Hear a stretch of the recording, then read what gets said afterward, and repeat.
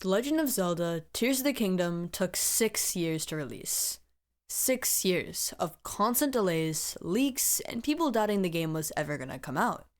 Yet here we are, over a year past the game's launch. I bought the game on release day and played it on release day, but let me just say, within an hour of playing, I quit the game for months. Why? Because it was disappointing. And before I explain why, let me just paint the picture.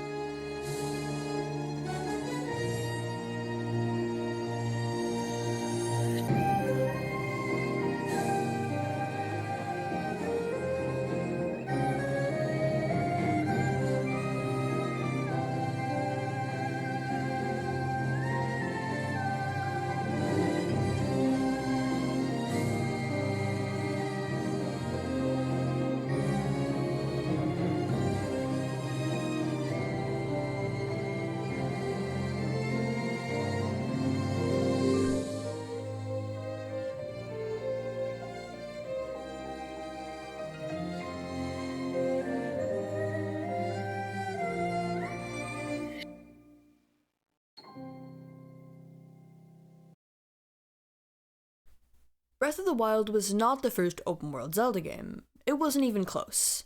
But it felt like a different kind of open world game. How many Zelda games are really this free? Hunting, dyeing Link's clothes, customizing your horses, collecting Koroks and armor pieces. All of these things made the game different. Though there was a clear objective, at times it didn't feel like it. When I played the game, the objective felt more like leave the Great Plateau. The villages were lively, the music was beautiful, the map was diverse, and even when I thought I'd seen everything, I'd find out I hadn't. In my very controversial opinion, The Legend of Zelda Breath of the Wild is the best Zelda game by far. It can be peaceful and relaxing, while also nerve-wracking and exciting, and don't even get me started on speedrunning and glitches. There wasn't a single point in this game where I just had nothing to do until I 100%ed it, and even then, replaying the game was almost as fun as playing it for the first time. Everything about this game was just revolutionary, and although many people disliked Sheikah Tech, I loved it. Now, this isn't to say that there wasn't anything wrong with this game, there was a lot. Firstly, and in my opinion, the biggest problem was that it was too easy. Now, I don't expect Nintendo games to be Kaizo, they're made for kids. But even playing on Master Mode, battle didn't excite me in any way. At a certain point in the game, it's difficult to die, and reaching this point wasn't even remotely difficult. The DLC practically helped you cheat as well, giving you overpowered armor right at the start of the game. One of the next biggest issues was weapon durability. Now, I actually like the weapon durability system and don't wish that weapons didn't break. I do wish, though, that weapons didn't break as easily. Due to the extremely small amount of durability weapons had, it made having a good weapon a curse, because you were scared to use it on something that wasn't worthy. But nothing was worthy, because the game was so damn easy. Some minor complaints were lack of enemy variety, repetitiveness in bosses, lack of diversity in the divine beasts and shrines, and the easiest final boss in the series. One interesting point I heard was that we didn't have enough information on the champions to connect with them on a so-called personal level, and that we really had no reason to care for their deaths.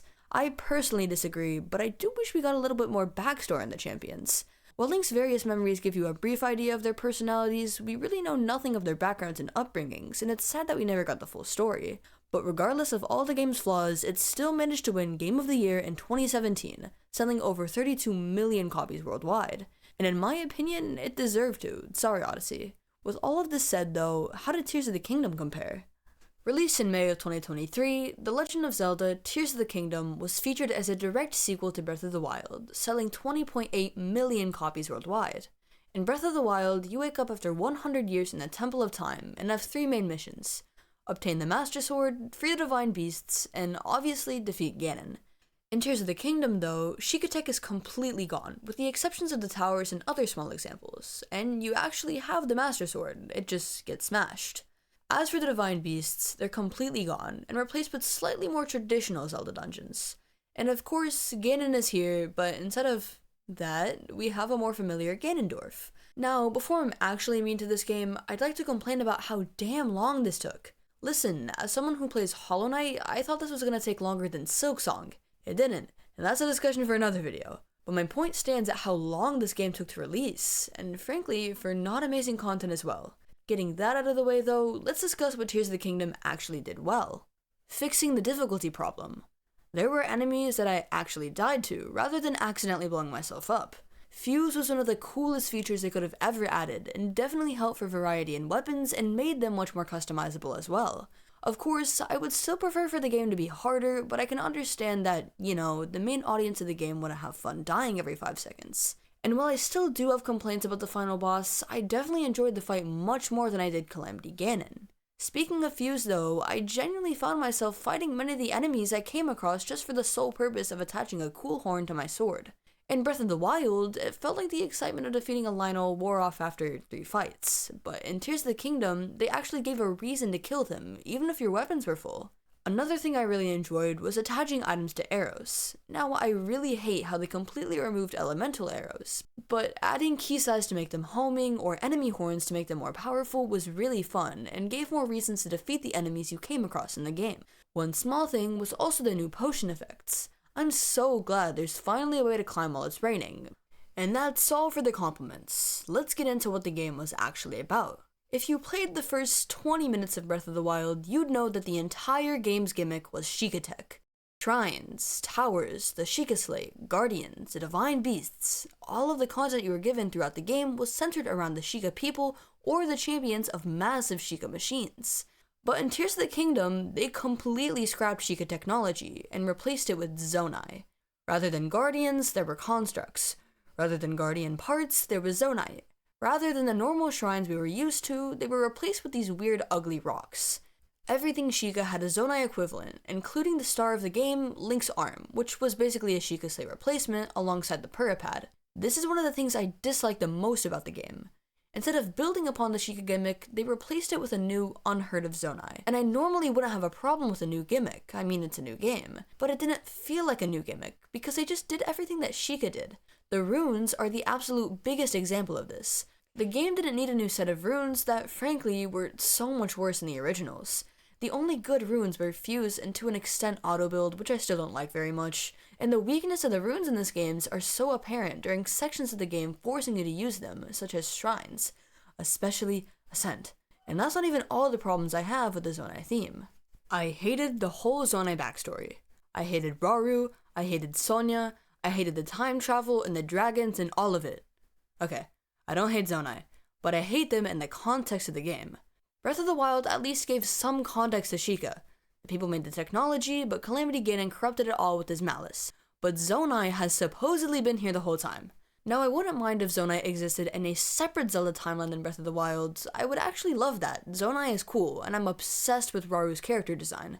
But you can't make a sequel and then completely rewrite everything in a 6-year time span. It was just so clear that Zonai was the Sheikah replacement, and I was not for it. And all of the dragon lore made no sense. If someone has a genuine answer, please clarify. But if Zelda waited 10,000 years as a dragon, how was she there 6 years ago in Breath of the Wild? It makes no sense. But what I'm positive is a huge plot hole are these Tears things on the ground. If the Zonai are super old and ancient and everything, why weren't these in Breath of the Wild? This applies for all the Zonai stuff, and I am still angry about how they just erased all the Sheikah. Don't just start over on the lore, that's not how a sequel works. The final boss. Now, Breath of the Wild's final boss, Calamity Ganon, was widely known as one of the biggest disappointments of the series. It was insanely easy, boring, and the Divine Beasts literally got rid of half his health. Dark Beast Ganon was also just boring. You rode around on a horse and shot giant targets with a magical bow. Yay! Calamity Ganon especially just felt like a weird amalgamate of all the blights and was genuinely easier than Thunderblight. I was definitely happier with Tears of the Kingdom's one-on-one fight with Ganondorf, but it was still really easy. He was meant to feel like an enemy, hence the one-on-one melee fight, but his AI was really weird. His movements were slow and predictable, and parts that were supposed to catch you off guard didn't. Now I did enjoy the dragon portion of the fight, but I still have my gripes. I wish Nintendo focused on making the final boss actually combat-based, rather than coming up with a gimmick for every important fight. I wish Ganon was just difficult, and I'd rather he have no gimmick at all than these painfully easy fights. The sages. Oh my god, I actually hated the sages so much, and I mean it this time. It was actually so obvious they were just trying to copy the champions of the Divine Beasts. And why were the speeches the exact same for every single one? The sages themselves were just copies of the champions, and don't even get me started on how useless they were in battle. The champions' abilities were easy to use because they only required a few inputs, and those inputs were accessible basically all the time. But the sages, you had to run around and try to find them in the middle of fighting, which was impossible, just to use the most useless abilities. When was I ever going to use these outside of when I was forced to by the game? This also transfers over to how much I hated the temples. They were just non-technological divine beasts, and they were really hard to navigate, to the point where it wasn't fun. And the boss fights of these temples, they were terrible too, following the inevitable pattern of gimmicks with no meaningful gameplay while being extremely random and horribly designed. Like this thing. The same goes for each conflict forcing you to travel to the temples. Who thought of this? I genuinely at no point in the game had the sages enabled because they were useless, messed me up in battle, and were really annoying when you were just trying to traverse the map.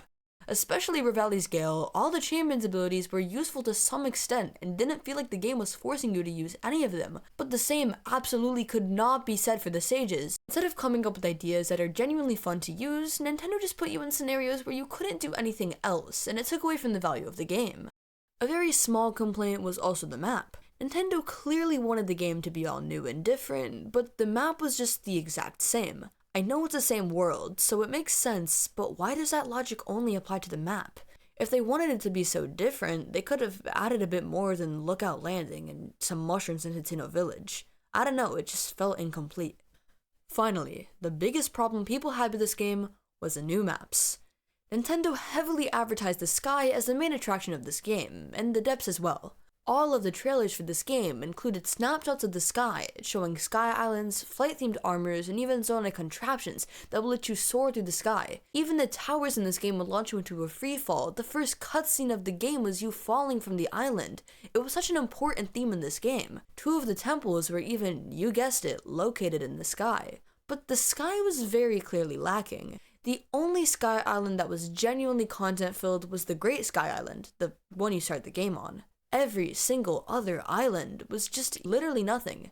Nintendo acted like this was going to be an entirely new world in the sky, not a few scattered islands with nothing useful. One side note that I also found funny is that I used the towers to get to the sky islands, and thought that was the intended way. But when I was getting footage for this video, I complained to my friend about these weird falling rocks and called them useless. My friend then told me you're supposed to rewind these and ride them into the sky? What? Does anyone actually do this? The depths had the same problem as the sky, being advertised as a whole new world, but in reality being empty and repetitive. I will admit though, the depths were better, having the Yiga, Colosseums, auto-build, and some other things. It was just incredibly disappointing to realize after an hour, these maps just had nothing to offer. The biggest recurring problem I found with Tears of the Kingdom was it trying to copy Breath of the Wild. It couldn't make up its mind if it wanted to be a real sequel or a completely different game with different stories and people. Breath of the Wild is one of my favorite games, and although it had its issues, it still stood up on its own as one of the best in the series. The disappointment of Tears of the Kingdom just made me sad, and I guess the original really is always better. Now, this doesn't mean I didn't at all enjoy Tears of the Kingdom. It was still incredibly fun and exciting, and I could go on and on about how great it was too. I definitely didn't mention everything about it, so if you have any unmentioned gripes, put them in the comments. Thank you guys so much for watching, and remember to like and subscribe if you enjoy this kind of content. I'll see you guys next time. Bye!